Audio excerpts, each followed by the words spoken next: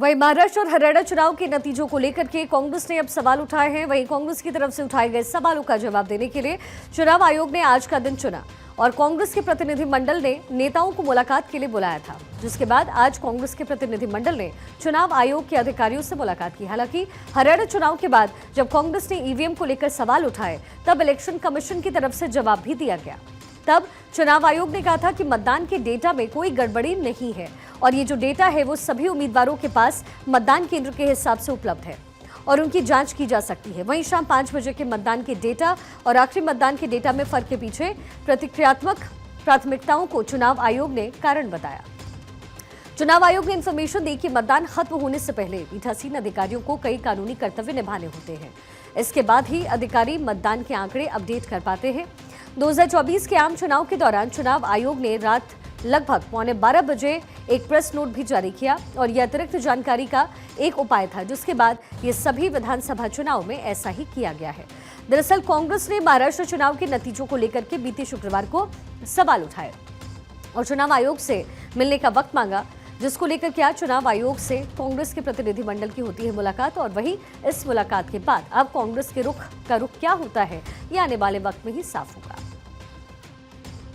हम लोग सब अभी बहुत विस्तृत और व्यापक रूप से वार्तालाप करके आए हैं चुनाव आयोग से। लगभग 1.5-2 घंटे बाद चली है, 1.5-2 घंटे। कई बिंदुओं पे वार्तालाप हुआ।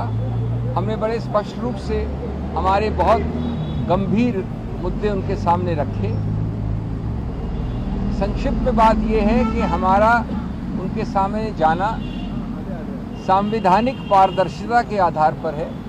आप जानते हैं कि चुनाव समतल जमीन पे न हो तो गणतंत्र और लोकतंत्र पे आघात होता है और वो सीधा बेसिक स्ट्रक्चर संविधान के मूल ढांचे पर आघात होता है। महाराष्ट्र चुनाव में हार के बाद कांग्रेस ने तमाम शिकायतें चुनाव आयोग को सौंपी थी।